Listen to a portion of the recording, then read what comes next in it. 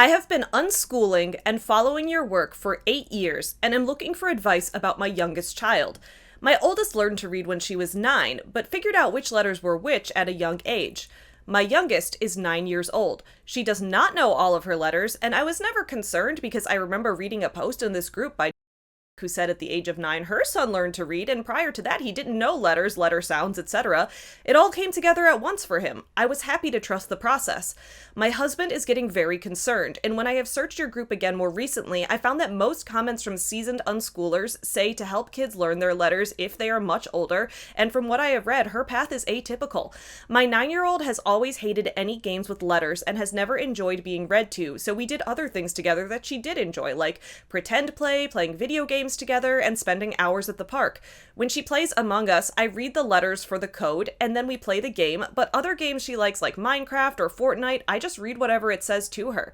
Should I be concerned, and are there other ways you can think of for me to help her? She is very sensitive, and I have trouble thinking of ways to help. This mom replies, does she want to read? Does it bother her that she can't? You can always open up the discussion with her and talk about how she likes to learn and what way fits best for her on her terms. When reading out loud for her in video games, you can ask her if she knows what certain words say. Sometimes we get in the habit of things for our kids, and she actually knows more than you think. To which the admin of the group replies, when reading out loud for her in video games, you also can ask her if she knows what certain words say. Yes, but why? If she doesn't know, it won't make playing that game more peaceful or joyful. You can always open up the discussion with her and talk about how she likes to learn and what way fits best for her on her terms. If the child has already asked for help in the form of the mom reading to her, then that question has been answered. That exchange came from a Facebook group that I joined to learn about a process called radical unschooling. This mom is concerned that a 9-year-old, a child who would be in roughly 3rd to 4th grade, the age where I was devouring the Junie B. Jones books and starting to read my all-time favorite series, The Babysitter's Club, she is concerned that a child that age does not yet know her letters and isn't making any progress on learning to read. When one user comes in with a few helpful suggestions about how to maybe incorporate reading lessons into playing video games, the admin of the group, an unschooling influencer named Sandra Dodd, comes in to shut that down and say, no, you shouldn't try to teach her to read. That's only going to frustrate her. Don't teach your kid to read. Don't teach your kid anything. This is the dark side of radical unschooling. You may have seen some of the viral TikToks that have been making the news, showing some of the more extreme views on unschooling, like this one. So we don't teach our children anything. Everything that they learn is in response to either their interests or their questions.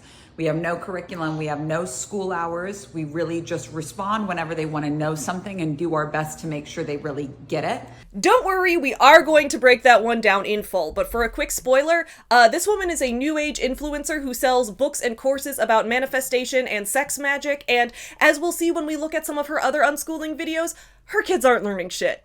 Or maybe you've seen other viral posts like this one. Day 2 of unschooling, and we're at the park learning how to have fun. But before you get your panties in a wad, listen. Yes, we're going to be doing reading and writing and math and maybe science, but it's not going to look the same as traditional public school. It's going to be different. There's so many comments in my comment section about, well, what if they want to be a doctor or a lawyer? And I think I've already mentioned this before one time already, but like the likelihood of my kids wanting to do something that they don't see that I'm normalizing is very slim. On top of I'm very proactive inside of my profession and my career of being an entrepreneur, they're likely going to follow that path because they're going to see how successful. Spoiler alert, when this woman says she's an entrepreneur, she means she sells for the multi-level marketing company Prove It, and through multiple videos like this one, we can see some red flags that she sees her kids as more of a future downline than as any type of autonomous beings. I've seen a few other creators posting videos on this topic, and once I started diving into the research for this, I realized I had so much to say. Hi, I'm Savvy. I'm an author, I'm an editor, and I'm a former creative writing teacher. I used to teach creative writing workshops, extracurricular classes, field trips, things like that, all throughout different schools in Chicago, including public schools, private schools, Catholic schools, alternative schools, partially online schools, you name it.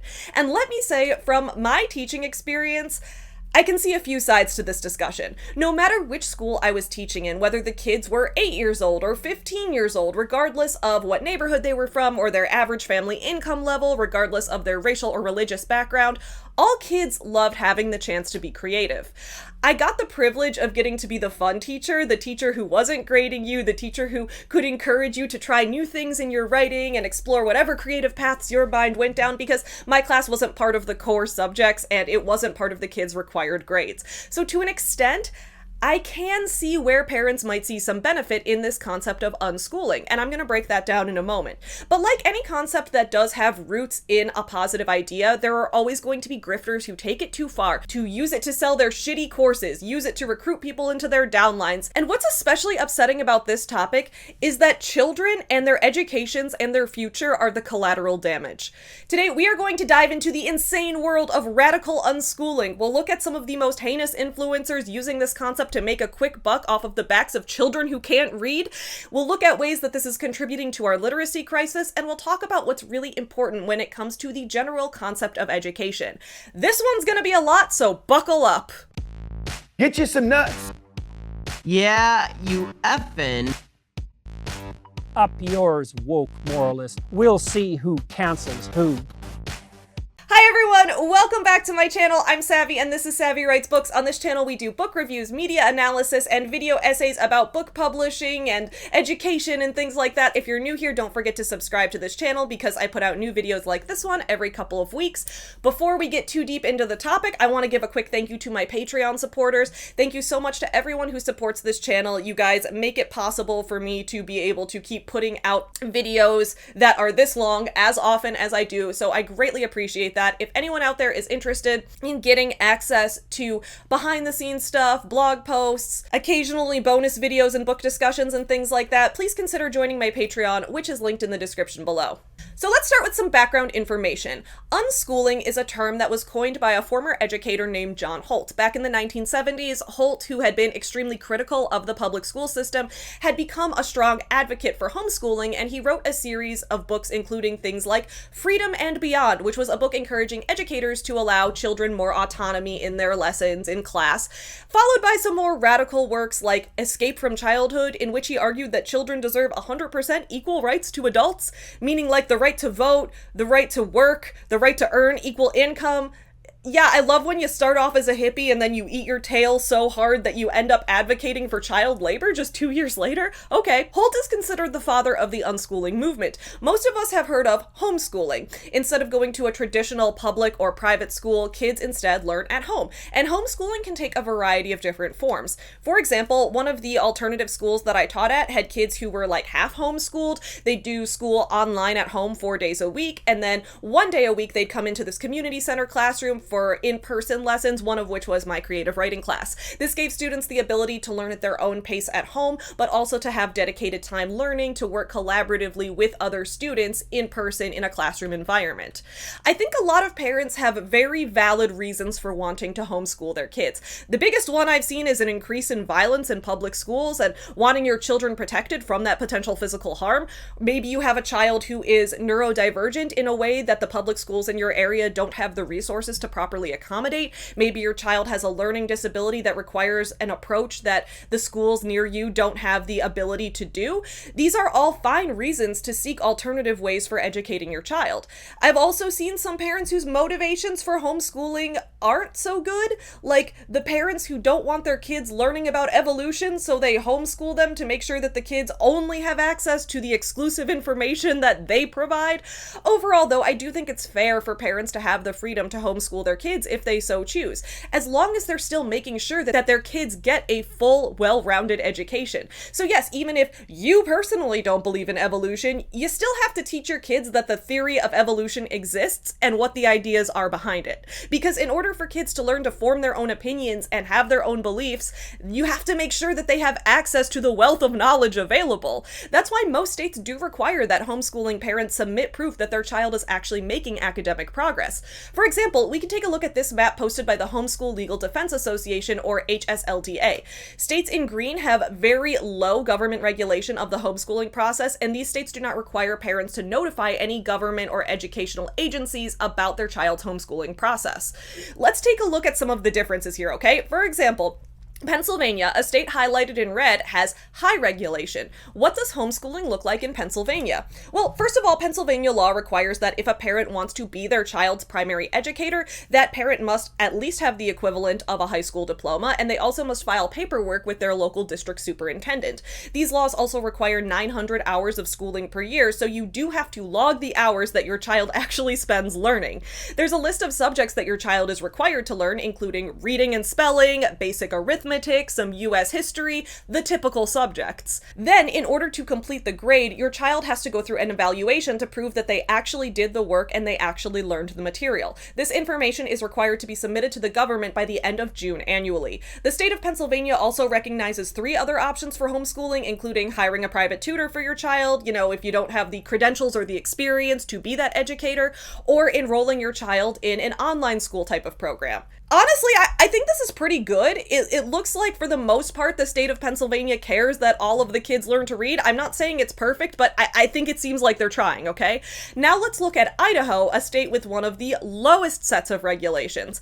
The page for the Idaho homeschooling laws is a mere 3 paragraphs, and it includes highlights like this. Idaho does not require homeschool parents to possess any particular qualifications, obtain school district approval, or test their children. If your public school district asks for information about your homeschool program, you are not legally required to furnish it. And under Idaho law, you can teach your children yourself. Alternatively, you can have another family member, relative, or unrelated person teach your children. And you must teach your child subjects that are commonly and usually taught in the public schools of Idaho. We recommend that parents provide instruction in language arts, math, science, and social studies in grades 1 to 10, with additional flexibility in grades 11 and 12. I said that those were going to be some highlights I was going to read, but I actually just ended up reading you the whole thing. That's it. That's all the requirements in Idaho. Basically, if you live in a state with these type of laws, you can just choose not to teach your kid, and you probably won't face many consequences, if any. Because these laws vary so wildly by state, it becomes very easy for some parents to abuse the system. And in just a moment, we're going to take a look at some parents who are doing just that. But first, I do want to say that I completely understand why some parents may not fully trust the public school system. There are more than enough valid critiques to make of the way that education functions in the US. And for this video, I am going to focus on the US specifically because it's the only country where I've ever lived, the only country where I've ever gone to school, the only country where I've ever taught students, things like that. A lot of parents are concerned about the ways that public schools haven't been updated really that much in terms of their structure since the days of preparing kids for factory work during the Industrial Revolution. Why are we still preparing kids for 45-minute shifts with 5-minute breaks in between, a 20-minute lunch break, and the summer off so that you can do farm labor for your family? To many parents, having that as the one standard structure seems very outdated. Similarly, the ways that kids are incentivized to learn can feel outdated as well. As many parents will point out, no matter which side of the aisle they come from on this issue, kids do love to learn. Kids' brains are like little sponges constantly soaking up information that they're taking in from all around them. That's why it's so much easier to learn a second language as a child, and why it's easier to learn to read when you're a child than it is when you're an adult. Kids' brains are just so hungry for knowledge. But as many parents will point out, sometimes that desire for knowledge dies out in the classroom. When kids are stressed about getting good grades, or worried that they're going to mess up on an assignment and get a bad grade and compromise their entire future, the process of learning goes from something exciting to something stressful, to something with stakes and consequences. In my experience, there is a lot of truth to this. When I taught creative writing in a classroom with no grades, it took my students so long to get out of the mindset of having a set of requirements that they had to follow. In one of the first creative writing classes I ever taught, our first lesson just involved getting kids out of their own heads so that they could start to write a story about whatever they wanted. Kids were raising their hands, they kept asking questions like, is it okay if my story has a monster? Is it okay if my story doesn't take place in the real world? To which I kept having to answer, yes, you can write a story about whatever you want. This is from your imagination. There are no limits. I'm not grading you on this. I want to see how creative you can be. But still, it was this hurdle that the kids had to overcome. They had to get themselves out of that mindset of, what does the teacher specifically want me to do to have completed the task successfully? To an extent, I can agree that the systems we have where we're grading everything on a specific rubric and we're assigning numerical scores to creative assignments, that's not always always the best process. Thankfully, there are a lot of other methods out there for teaching. When I worked as a music journalist, I once interviewed a music teacher who had open studio hours in her music classroom. She'd teach the kids the basics of music in kindergarten through 3rd grade. Then from 4th through 6th grade, the students could use her class period to try out different instruments, to come up with their own music project ideas, and then she would approve those projects. The kids could spend all semester doing things like forming their own bands, or writing a music soundtrack to go with a movie, or learning how to play the tuba, whatever they wanted. And along the way, she would check in with them, give them bits of feedback, not grade each piece of the performance on a numerical scale, but tell them what was going well and what they should improve on to fully complete the project. It was never like, oh, you're going to get a 75% for today's class participation. It was more like, here's what you're doing well, here's what you need to add to that, here's what you need to work on and improve on, and at the end of the semester, you need to complete your project, and this is what a completed project is going to look like. Teaching methods like these are becoming more commonplace, and I think that that's amazing. I also once interviewed this teacher whose classes used a concept called failing forward. Basically, his philosophy was, if you fail at a task, that can be a good thing because it means you've gained experience. He didn't give kids tests with grades that accumulated over the quarter. Instead, he would regularly monitor kids' progress and give bits of feedback, and then ask them questions to see what they learned after trying different activities, whether they accomplished their goals or not. These methods of teaching don't involve stressing kids out about the potential of failing at an assignment and ruining their GPA or their future. They allow kids to learn at different paces, to have varying amounts of adult involvement in different steps of the process, and to learn from their mistakes. But they also have a goal in mind. Every teacher still has a concrete objective that their students need to finish by the end of the class. Even if each kid takes a different path to arrive at this destination, they all still know what the goal is. They understand the learning objective. This is what radical unschooling is missing. I am going to specify radical unschooling here because in my research on this topic, I did come across some unschooling parents who do have their hearts in the right place, and some who were even educating their children fairly successfully. I saw a lot of parents in Reddit threads and in Facebook groups who use the term unschooling rather than homeschooling because they don't have specific school hours, they don't do tests and units and break things down by subject, but they do still have learning objectives for their kids. They are still monitoring their kids' progress to make sure that they accomplish each of those milestones and hit those objectives. For example, these parents, instead of doing like a formal, this is English class from noon to 1 type of thing, they might use different types of games throughout the day to teach their kids to read. They might sign them up for a summer science camp. A lot of these parents had their kids using educational things on sites like Khan Academy. A lot of these kids did know how to read, and they did know how to count and add basic numbers and things like that by a normal age to do that. But it's when we get into radical unschooling territory that things can get really messy. And I don't know what the legality on this is. I think some of this needs to be looked into by the authorities, okay? Some of this is straight up child neglect. Radical unschooling happens when you not only take your kids out of school, you not only don't homeschool them, but you fundamentally disagree with the concept of your kids being taught. You don't teach them to read, you don't teach them to count, you don't teach them their letters, you let them learn through experience, which in a lot of cases leads to the child not learning anything at all. Let's start with probably the most egregious unschooling influencer on TikTok right now, Miss Mommy Onami. Onami is an influencer on TikTok with over 200,000 followers. She wants to sell you a book called 9 Lines, The Initiation to the Enneagram, which is all about, I don't fucking know, I can't understand it, and I am someone who learned how to read. Her website gives this ebook away for free as a way to get your email address so that she can then sell you a masterclass bundle on black, white, and red magic. Interesting, Onami. You want to sell me a class? So when it comes to learning about red magic and enneagrams and whatever, you can see the value in someone teaching you something, yet you don't teach your kids to read? Let's take another look at her viral TikTok, and then we're going to break down some of these posts. So we don't teach our children anything. Everything that they learn is in response to either their interests or their questions. We have no curriculum, we have no school hours. We really just respond whenever they want to know something and do our best to make sure they really get it. And my big fear about free schooling was that if my kids only went towards what they were interested in, saving all of their real estate only for things they're interested in, not cramming it with anything necessary, I was concerned that they would never be interested in things like reading and writing and math. My son's 6, and it took some patience and not comparing myself to other moms, but this is his book. Look at this. Lamp, egg,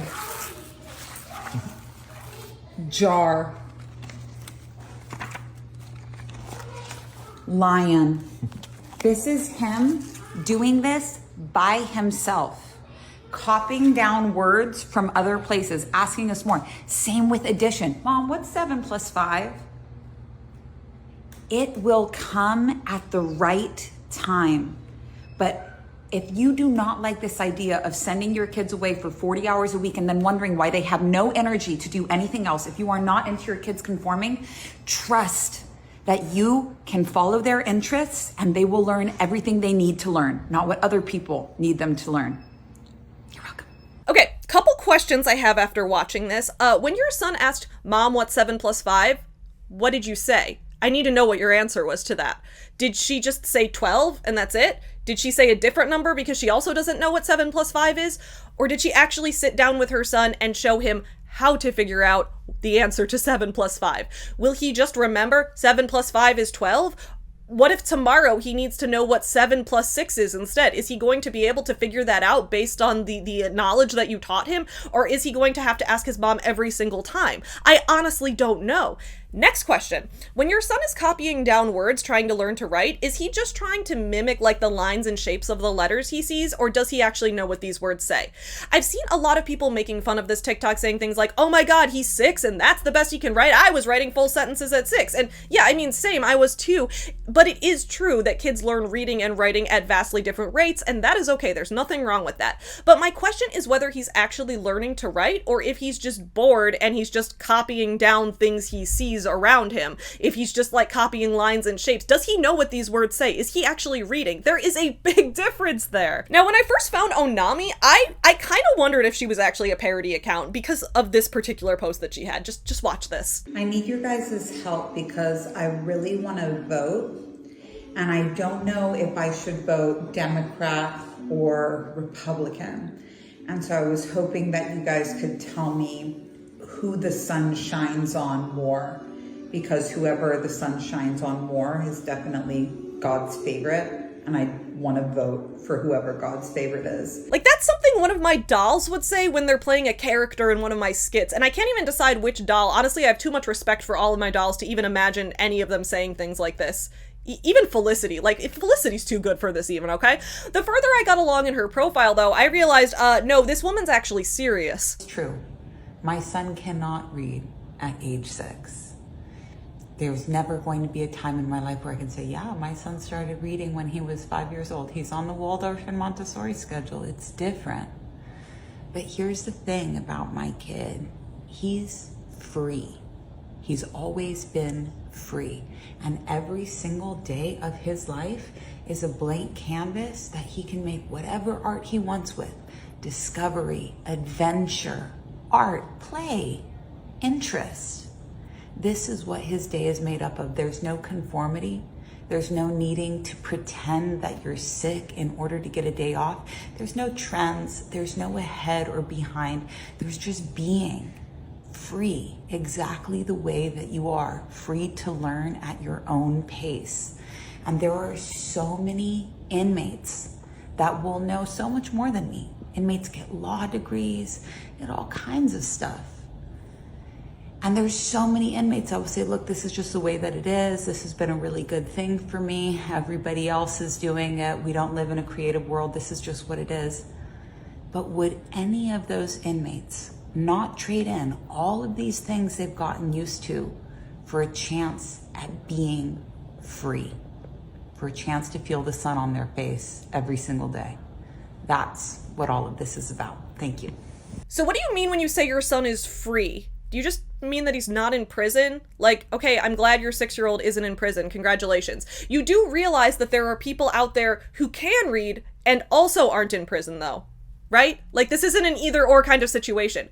Actually, from my English teacher resources, I have a poem we can use to talk about this right now. Back when I was teaching poetry workshops, I'd often show my students this poem, this slam poetry performance performed by this writer named Lamont Carey. His poem is called I Can't Read. During his performance, he takes the audience through his time struggling to learn to read as a kid, and how, because he was a talented athlete and he was a basketball star, nobody ever pressured him to learn how to read. The school system kept kind of pushing him to the next grade because they wanted him to be on the high school basketball team and things like that. And again, this poem includes some pretty valid critiques of the public school system, let's be real.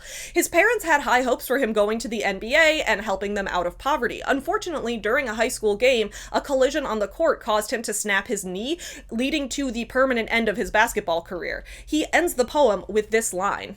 So now I'm asking y'all, what are my options? I can't read. In real life, before he was able to learn to read as an adult, Lamont Carey did find himself out of options, and for a while he got involved in a gang before he ended up going to prison. For him, freedom came from learning to read. Now he's a poet, he's a writer. During the darkest time in his life, he experienced a lack of freedom from being in prison and also a lack of freedom that came with illiteracy. That's all to say that not knowing how to read is the opposite of freedom. It is trapping you by making you unable to access one of the biggest forms of human communication that holds a wealth of knowledge, which can open up so many doors for you. And all of the top comments on Onami's post agree with this. Reading is the key to all knowledge. Hey mama, my son is also free and I homeschool, but we also learned how to read. I hope this helps. Montessori schedule has kids reading and sounding out words at age 4 or 5. Reading is extremely important. I wonder what will happen to the kids that had a free childhood when they have to make money to live as adults, unless they're independently wealthy.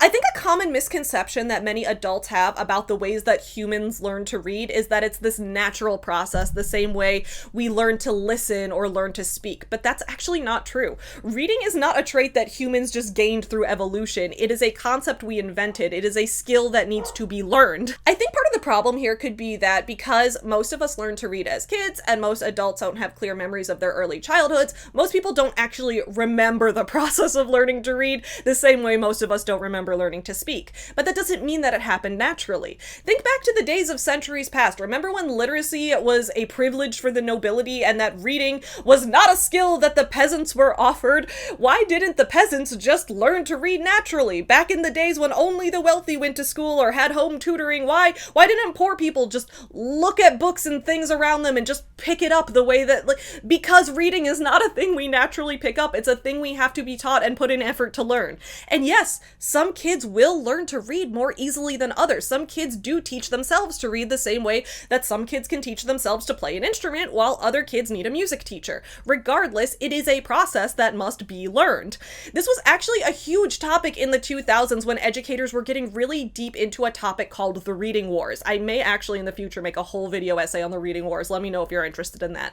There's a podcast mini-series about this. I highly recommend it. It's called Sold a Story, and I'll link it in the description below. Basically, this podcast covers the different methods that teachers have used over the decades when teaching kids to read, and how a new method created by a teacher named Lucy Calkins took over public schools in the 2000s. This method involved foregoing phonics instruction and memorization in exchange for focusing on kids learning to read through reading.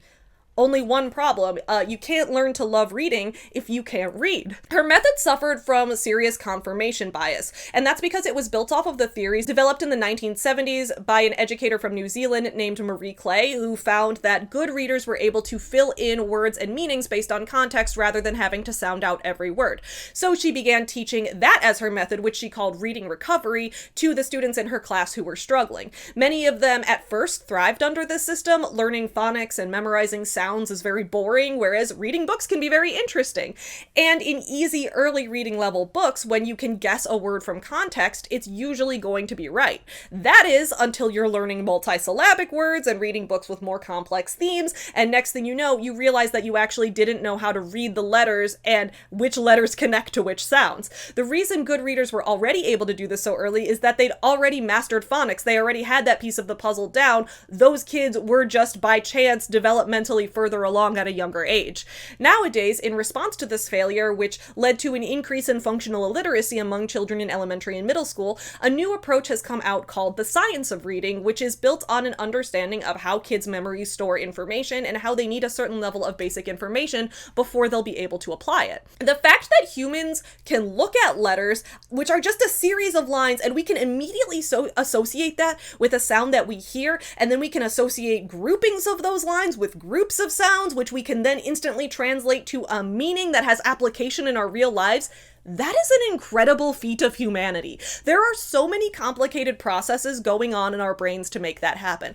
But first, we need to memorize what the letters look like and what visuals go with what sounds. If we don't have that memorized, we can't progress further without being extremely frustrated. When is the best time for our brains to memorize a ton of information, like all of these visuals going with all of these sounds and what they look like? That time is childhood, when your brain is all squishy and malleable. Teach your kids to read, please. So then I found this post on Onami's TikTok. The thumbnail says, unschooling leads to sober kids. So I thought, okay, maybe she's concerned about the public high schools in her area. Maybe they're having issues with teenagers drinking underage or trying drugs. Maybe there's that type of problem in these schools. No, that's not what it's about. Putting small children on amphetamines because they cannot sit for a 40-hour work week is insane. Children need to move, and children learn by asking questions. The symptoms of ADHD, and there's been a 300% increase in the misdiagnosis of this, by the way. Fidgeting, inability to concentrate, repeating tasks, depression, boredom, anxiety. This is a result of putting a kid in a 40-hour work week when they're a child, not a result of the kid having a problem. Of this percentage that's diagnosed with ADHD, 69% will be put on medication. There is a 70% chance that your kid will end up on one of the strongest drugs available as a child and not be able to get off simply because of their inability to behave like a 40-year-old when they're 5. If you don't like these options, you have a choice. You can do things differently. It doesn't take that much time, but it takes a lot of confidence. There's nobody that cares more about your kids' education than you. There's nobody that knows them better than you. There's nobody that can educate them better than you. And if you need the childcare, that's okay. But I'm done confusing the need for childcare with a good education.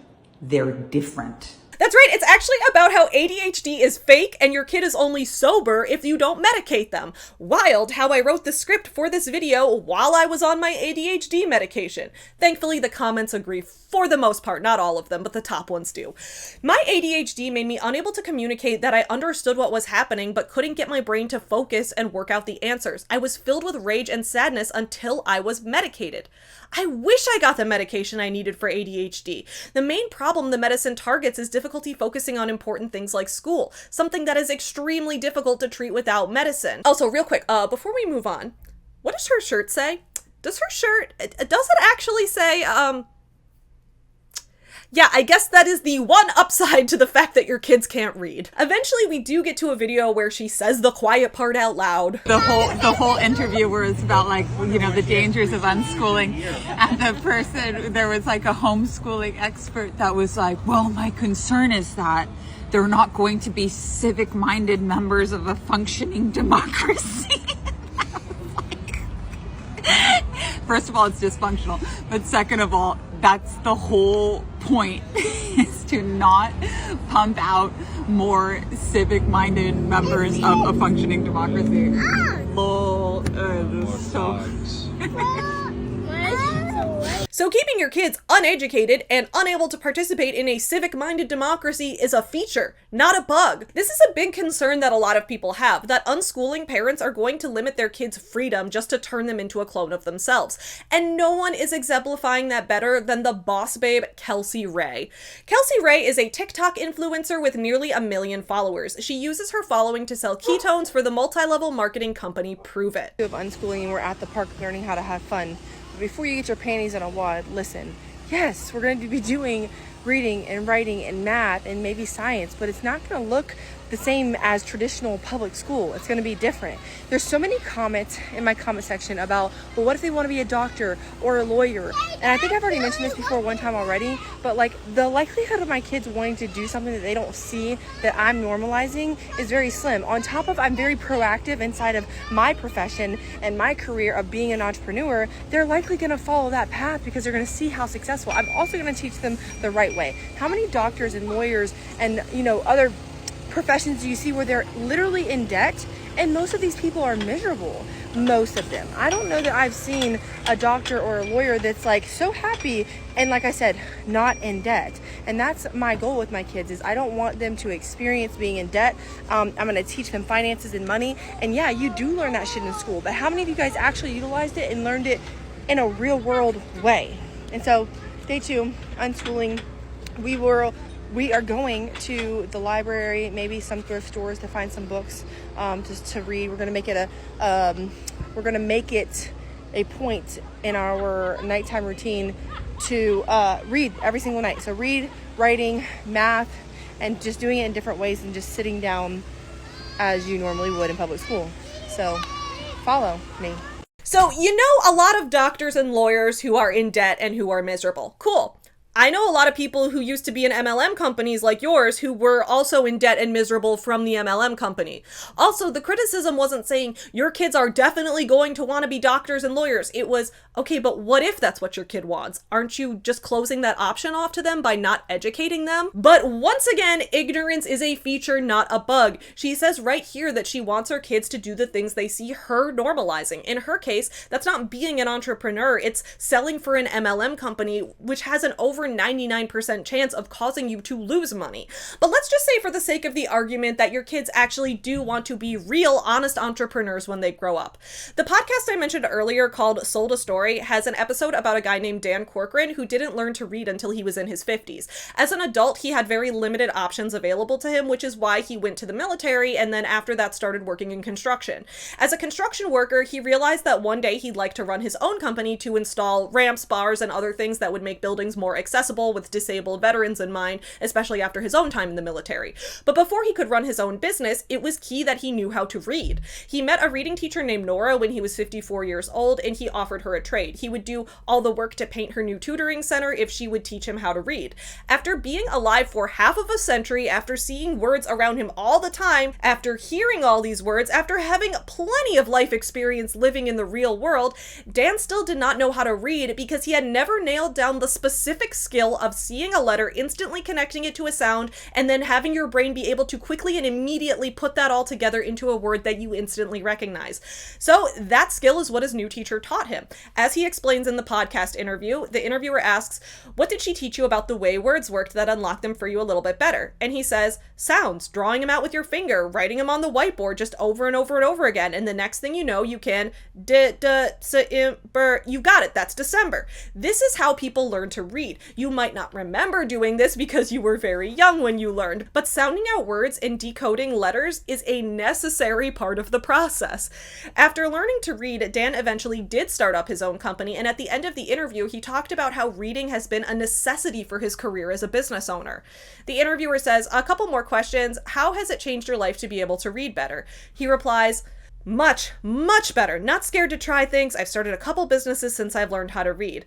The interviewer says, "Could you have started those businesses without the reading skills you have now?" And he says, "No, no way. No, you gotta read contracts. You have to read reports. You just gotta read. I mean, there's so much, but also I question a lot. My sons, it drives them nuts that I question contracts. I question words in contracts. But if we don't know what that means, we could end up for lawsuits or in trouble."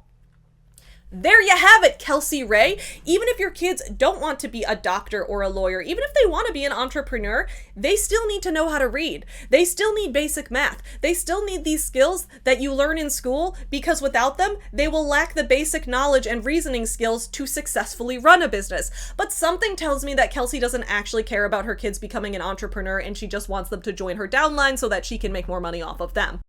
My neighbor did unschooling with her children, and it was very sad to see, even as teenagers, they could not read. You want to know what I'm tired of fucking seeing? I am so tired of seeing these grown people who are unschooled or homeschooled, or even just, people who have never tried it, saying how bad it is and how uneducated. You want to know the real reason of why people who had a really bad unschooling or homeschooling experience is that they had lazy parents. When you do unschooling, it is 100% up to the parent to be proactive with things and teaching them things, not just letting them sit in front of the TV or the tablet or just go figure it out, just go learn what you want to learn. You have to take the lead on it. And no, you don't have to have a GED or a diploma. Let me tell you something. Everything that I know that makes me multiple six figures a year from my phone, I learned in my 20s. And I learned it from my fucking phone. And so if I'm going to teach my kids anything, it's going to be being resourceful, being resilient, and going after the fucking things that you love and that make you happy. But I'm just here to say that, like, if you had an unsuccessful unschooling experience or a homeschooling experience, it was because your parents were lazy and they slacked, okay? They had no boundaries. They didn't make you do anything, because in the world of unschooling, people were like, well, you just leave it up to the kids. The kids have complete autonomy over what they want to learn. But with that being said, you still have to set boundaries. So I'll explain that in another video and kind of like and break it down of how I'm seeing what unschooling means and like what it looks like for me. No, you did not learn everything in your 20s from your phone. You needed to know how to read in order to learn anything from your phone, and I'm pretty confident you learned that as a child in school. And yes, it's true that it is up to the parents, but by normalizing the concept of parents not having to teach their kids anything, not setting up any markers for what ages they should master certain concepts by, or else they might need extra help, by not having any way of evaluating that, even if we don't do formal tests, by not having any metric to evaluate that by, if it remains legal and socially acceptable for parents to do this, that's how the bad and lazy parents are able to get away with it. Let's look at a day of unschooling with Kelsey Ray. Day one of unschooling, and I've got my kids helping me to clean the car out, teaching them hard work, taking care of the things that you love, that you need, and also just needed the car clean. Also teaching them how to follow instructions. Now they're going to go grocery shopping with me, and we're going to learn about reading labels. We're going to learn about math and money and spending your money wisely. When you're buying groceries, you need to make sure that the quality of it is good. So turn it over on each one, make sure that there's no molded ones, make sure they all look pretty good. And if they do, put them in their buggy. So far we got 2 bags of yellow potatoes. We make homemade french fries. We have bananas, 2 things of grapes, 3 things of blueberries, 2 things of strawberries. You see the prices on them right here? You typically want to make sure that you pick the lowest price, and if it's a low price and it looks like it's a good apple, like Honeycrisp are good apples, we can get a bag of those. So we're gonna get a whole pineapple, because if we get a cut one, it's more expensive. It's cheaper to just get one yourself and cut it. Make sure that you open them, make sure they're not broken. All good. All right, so when you're reading the labels, I want you to just notice where it says includes added sugars. How many does that say? 0 on that one and 15 on, so we don't want sugars, right? So you're gonna get that one, okay? And the whole point of this is that I have so much more time with them to teach them things like this that's gonna actually help them in life. Like actually help them in life. So if you're not a hater, double tap the screen and follow for more. Are these good things to teach your kids? Yes. Can you have your kids learn these things and also have them go to school? Also yes. In fact, most kids go to school and also help their parents clean the car and also have to help their parents at the grocery store. It's called doing chores. That's just called parenting. Let's take a look again at this moment right here. All right, so when you're reading the labels, I want you to just notice where it says includes added sugars. How many does that say? 0 on that one and 15 on, so we don't want sugars, right? So you're gonna get that one. Okay. Okay, at first it looks like she's actually trying to help her kid learn to read. Maybe she's helping this kid learn to compare numbers. The kid has to read the label to see how many added sugars there are, and then they have to compare it to another item to be able to tell which has more and which has less. Okay, that's actually pretty good. That's a real world application of some actual educational concepts. But what does Kelsey do?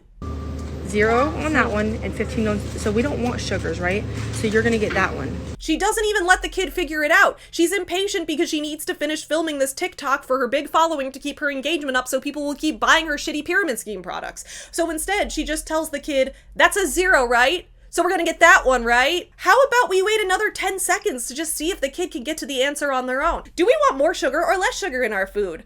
Less sugar? That's right. So let's read these 2 labels. How many grams of added sugar does this one have? Give the kid a minute to read. 0. Okay, and how many does this one have? 15 grams. Is 15 more or less than 0? 15 is more than 0. So which one should we get? No, not even trying to help the kid reason their way to the answer. She just tells them which one to get, and the kid didn't even need to be paying attention at any point in this interaction for it to be complete. Also, I wanted to homeschool, unschool, but I'm afraid my kids being antisocial because we don't get out of the house often. The biggest lie that we've ever been told in our lives is the fact that we need to go to a school where there's 30 other kids in our classroom so we can socialize with these kids that we have no idea who they are. We need to build these socialization skills through going away from our parents for 8 hours a day. It is the biggest lie in the history of life, okay?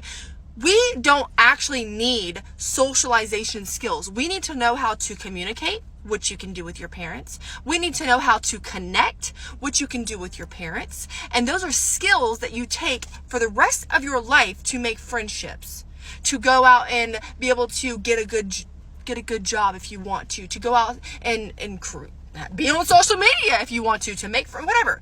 But those are the skills that you need that you can learn inside of your home. Because what happens when you send your kid to a classroom for 8 hours a day with 15, 20, 30, however many fucking kids, all day, every single day? Guess what that does? That is outside influences impacting your child. And realistically, you're not raising your child alone. You're raising your child with the schooling system. Because what they're going to learn isn't just coming from you. The beliefs that they're going to have aren't just coming from you. You're raising your child with everyone else. That is why I'm choosing to unschool. All right, first I'm going to start with what she's right about. 30 to 40 kids in a classroom is way too large of a class size. I've taught in schools that have had 15 kids per classroom, and I've taught in schools that had 40 kids in a classroom. Guess which group of kids had an easier time learning? Guess which group was farther ahead in their reading skills, and which group I was able to give more individualized attention when they were progressing on their writing? It's true that class sizes in many schools, especially those in big cities, are much too large. And that's an issue that has to do with zoning, with resource allocation, with the ways that the government oversees public schools in general. Yes, this is a serious issue we have with too many kids per adult in each class, and that is also detrimental to kids' education. I completely agree that the public school system, especially in certain parts of the country, including right here in Chicago, a lot of it needs some serious reform. But that doesn't mean the answer is to just take all of that away from them. Think of it like food, okay? Imagine you're going through a rough spot financially and you can't afford healthy food or fresh food for your kids. Right now, all you can afford is processed food or canned food or something. Does processed food have health issues? Is it not as good for your body in the long run? Yeah, sure. Should you A, feed your kids the processed food in the meantime, or B, not feed your kids at all and let them starve while you try to save up to afford organic vegetables?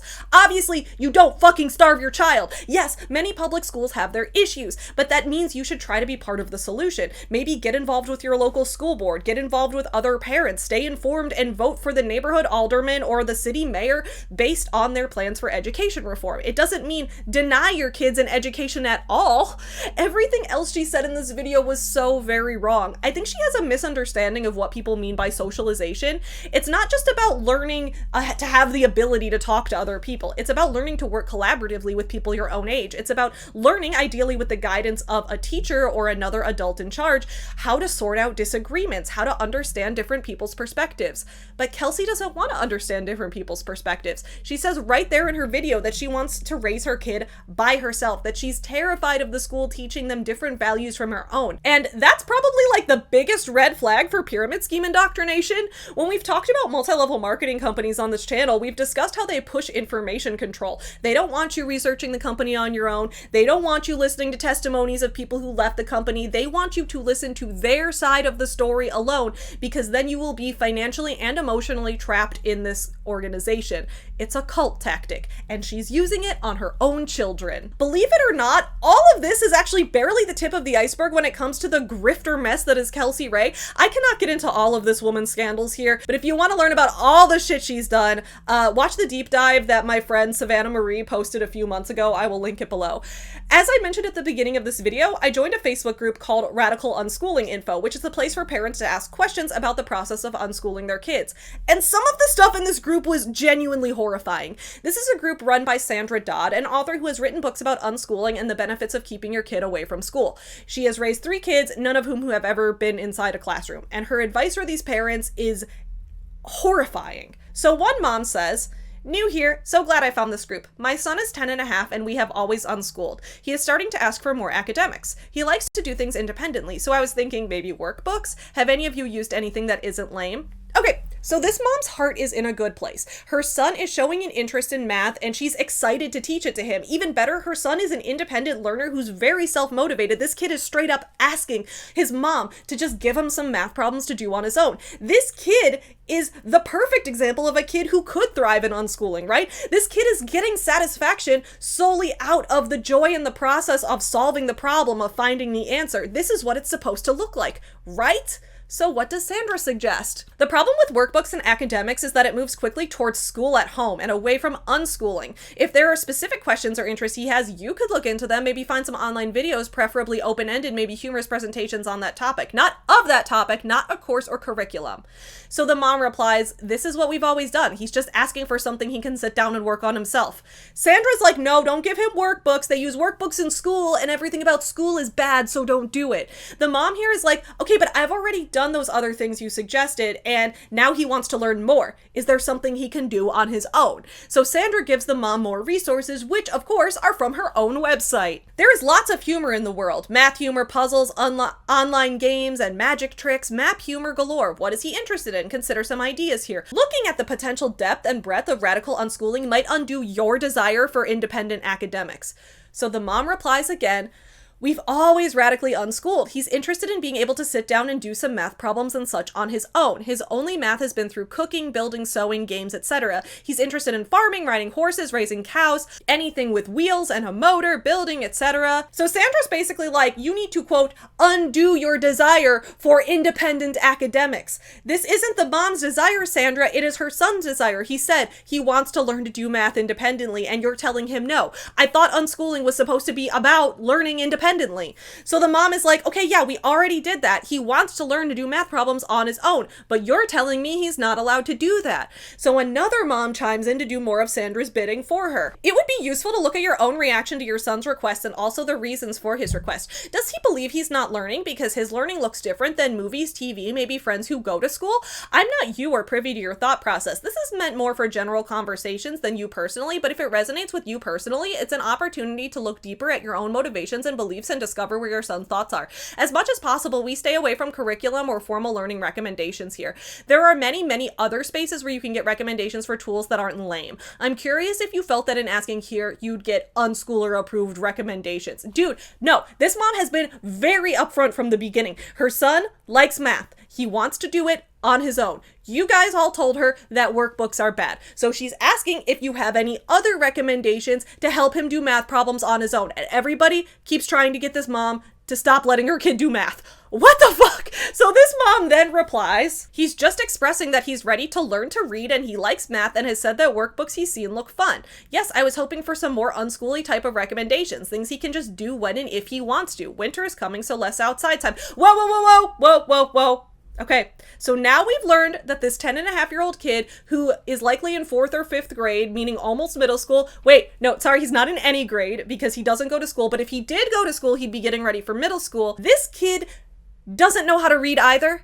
The mom says he's expressing that he's ready to start learning to read, and the kid straight up said that he thinks workbooks look fun to him. If he's interested in the workbooks, give him the workbooks. Wasn't the whole philosophy behind unschooling in the first place supposed to be that you guide children in response to their interests? This kid is interested in reading and math right now. He even said he wants to try the workbooks. Nobody's forcing him. So another one of Sandra's sidekicks replies, I would ask what your son means when he's asking for more academics, as it seems an unusual choice of words for a 10-year-old. I would ask what he wants to learn and why. This could give you great insights and ideas for how to help him with his request. Does he want to learn a specific skill because he needs it for something he wants to do? The mom says, not his words, mine. He recently said he is ready to start learning to read and he has said in the past that those workbooks look fun. I'm not shocked that everyone is missing what this mom is saying. Nobody here believes in learning to read, so it's no surprise that nobody can understand the words this mom is saying. Also, workbooks can absolutely be fun. Some of them are like coloring books with puzzles and games. Like, give that to your son. He's literally begging for just a scrap of education. On Reddit, I found this post in r/applying to college called, I grew up unschooled. Is college possible? Little story time. Unschooled is like homeschooled, but your parents don't school you for anything and don't let you do online school either. It's formally called truancy and is illegal in every state in the US. Luckily, I used Khan Academy and love the sciences, so I never fell behind much, but because even when I begged my mom to let me take online classes because I wanted honors and AP programs, but she said no because it will take time away from her with me, so I got my GED GED, and most of my stats are 80th percentile. I'm doing my SATs this month and next month. My score projection should be 1250 to 1300, and 1250 is greater than 75% of students accepted at the college I want to go to. But I don't have a GPA, and I want to go into biology, just to my state school, and almost no one goes into biology without honors or AP, and not to mention applying to colleges and explaining that I graduated from freaking Taco Bell Dookie University. And sadly, community college isn't an option for me, as that would require me to continue living with my mother, and I wouldn't want to go either. It's just so hard being unschooled. I feel like my GED scores are phony and meaningless. All I've ever gotten from the abuse I faced is, aw, tough one, buddy. And I'm not stupid, but I feel like no university would want an unschooled person. Like, my parents really ruined my life before I even got a say in it, and when I did, I wish I didn't. I wish I could say they did it on accident, like I was accidentally neglected, but it makes me sick to realize my parents did it for control. I wish I had classes. I wish I ate lunches alone. I wish I accidentally fell asleep on my desk studying for an AP I wish I didn't enroll in. I wish I could time travel back in time and call CPS, but I'm grown now and I need to let go. So is college possible? When I'm in the comments on people's TikToks and Instagram posts, I keep seeing people ask things like, what if your kid wants to go to college? To which these parents keep responding, college isn't for everyone. College isn't the only option. And I agree, it's not the only option, but it is an option. And it's an option that a lot of kids will want to be available to them. You can't claim you're trying to give your kids more freedom, but then cut them off from so many future educational and career options. That's the opposite of freedom. You're essentially keeping your own kids prisoner. It's true that public school is not perfect. It has its flaws, and a lot of those flaws are very serious and need to be addressed.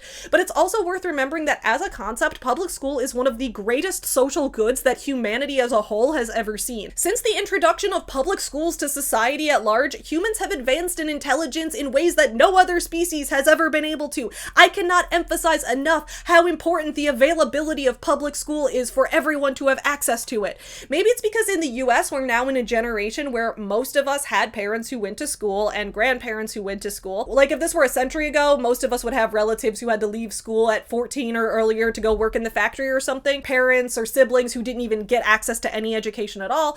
But now education has become a lot more normalized, and a lot of people have started to take it for granted as a result.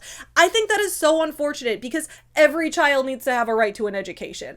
I want to know your guys' thoughts on all this in the comments below. Again, I think there are so many valid critiques to have of various school systems, and I think that there are parents who are really putting in the work to homeschool their kids well, or who are taking different approaches to education that do have solid learning goals and objectives in mind, and I have respect for those parents. But it's other parents who think that, like, they don't have to teach their kids anything, and that they're sticking it to the system, and that it's worth it to stick it to the system even if your kid isn't able to read or do basic math. Like, I think that that is just unacceptable. So I want to know your guys' thoughts on all this in the comments below. I will see you guys again soon for another video, but in the meantime, teach your kids to read. Bye! Get you some nuts. Yeah, you effin'. Up yours, woke moralist. We'll see who cancels who.